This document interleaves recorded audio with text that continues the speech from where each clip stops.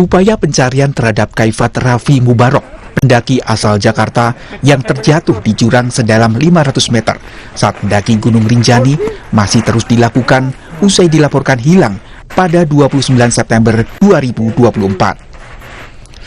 Pencarian terhadap pendaki berusia 16 tahun ini dilakukan tim kantor SAR Mataram, petugas Taman Nasional Gunung Rinjani Sembalun, dan Polsek Sembalun. Tim penyelamat menyisir jurang yang diduga menjadi lokasi jatuhnya Raffi, namun belum membuahkan hasil. Pencarian juga dilakukan dengan menggunakan drone. Sehingga sampai di LKP langsung melakukan koordinasi dan membentuk tim SAR gabungan untuk melakukan pencarian terhadap korban di posisi korban dilakukan yang pertama kali. Demikian. Kendala apa yang dihadapi tim di lapangan selama pencarian ini?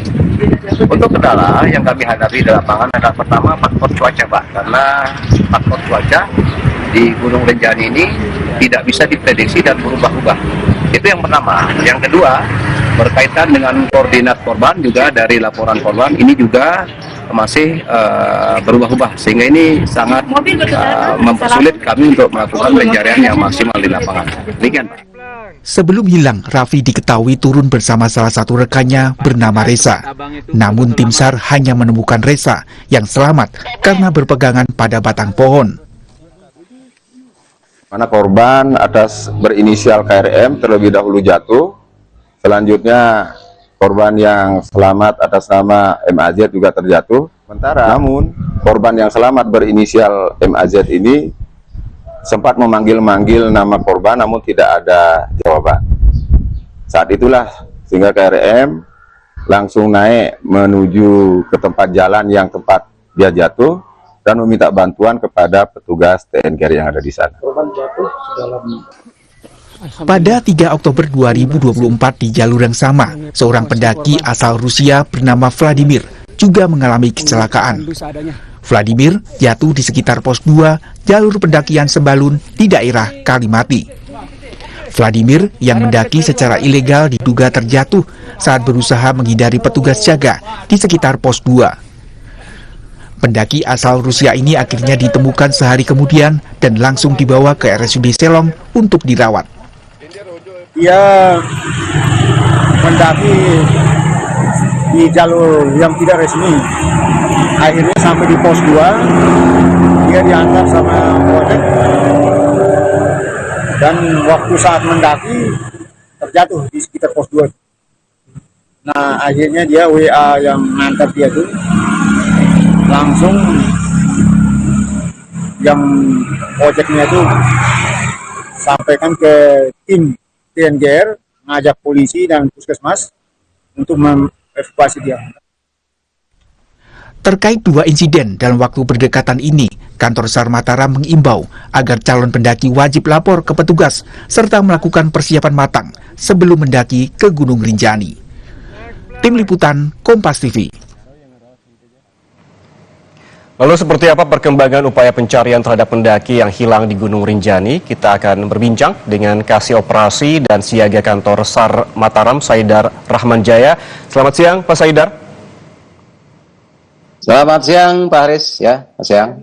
Pak Saidar, ini telah seminggu tim SAR mencari keberadaan dari Raffi, merupakan pendaki yang jatuh begitu di Gunung Rinjani. Sesungguhnya seperti apa saat ini? Apa saja upaya yang telah dilakukan tim SAR dan perkembangannya seperti apa terkait dengan pencarian? Baik, terima kasih Pak Haris. Jadi untuk hari ini, ya tanggal 7 Oktober, kami sudah kembali menurunkan tim SAR gabungan, yaitu pada pukul 06.00 WITA. Ya, adapun untuk rencana operasi hari ini kami tetap membagi menjadi 2 tim ya. Satu tim melaksanakan pencarian secara manual, yaitu dengan radius 1, km persegi dengan luas kurang lebih 3 km persegi. Termasuk juga kami melakukan pencarian menggunakan drone thermal, yaitu juga dengan luas area pencarian juga sama kurang lebih sekitar 3 km persegi.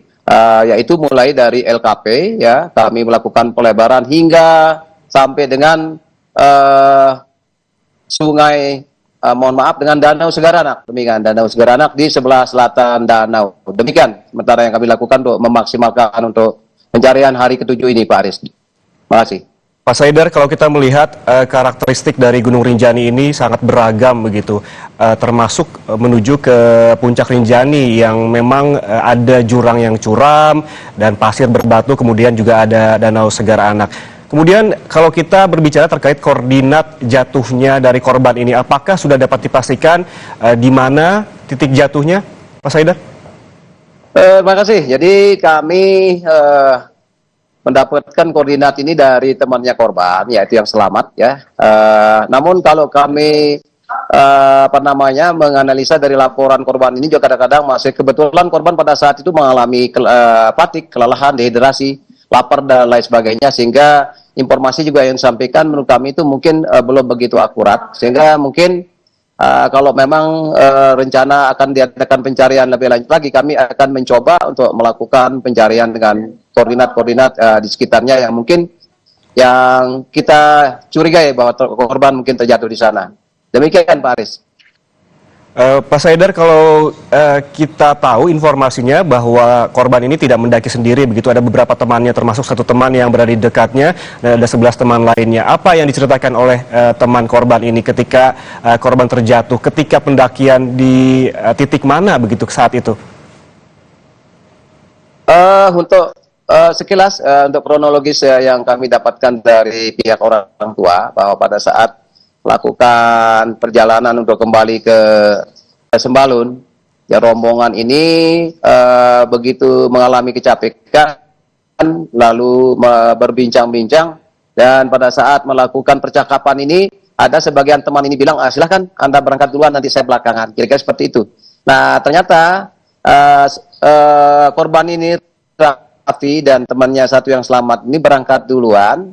Nah, ketika itu sekilas melihat seakan-akan temannya itu berada di depannya, sehingga dia mengikuti, tapi ternyata itu adalah tebing, sehingga dia jatuh gitu. Ketika dia jatuh, lalu si Raffi ini ketika dia jatuh terpeleset ke jurang ini, dia menyelamatkan diri dengan memegang batu, namun mungkin tidak mampu bertahan. Namun teman yang satu lagi bertahan di ranting pohon sehingga dia selamat. Kira-kira seperti itu kronologisnya, Pak Haris. Sudah 1 pekan pencarian dilakukan, kira-kira hingga kapan Pak pencarian ini akan terus dilanjutkan? Kalau sesuai mengacu dari SOP kami, hari ini ada terakhir Faris, hari ini kami sudah, makanya hari ini kami betul-betul menurunkan secara maksimal tim SAR gabungan ya, yang terdiri dari berbagai macam instansi, yaitu dari TNGR, ya, SAR unit Lombok Timur, terus ada dari Polsek Sembalun, ada juga dari Koramil Sembalun, dan ada dari porter dan guide serta dari masyarakat setempat.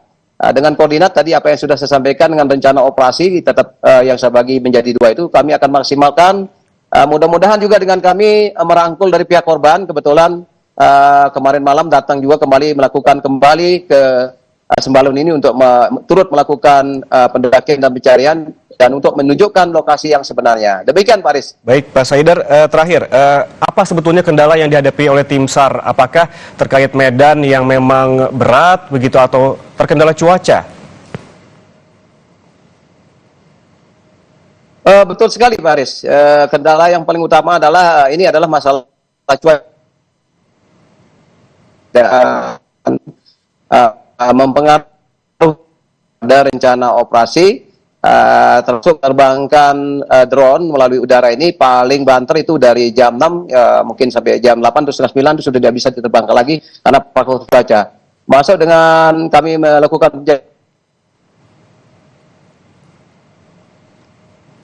Pak Saidar?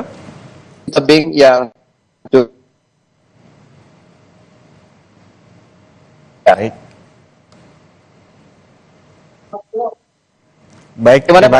Baik, terima kasih Pak Saidar atas waktunya bersama kami di Kompas Siang.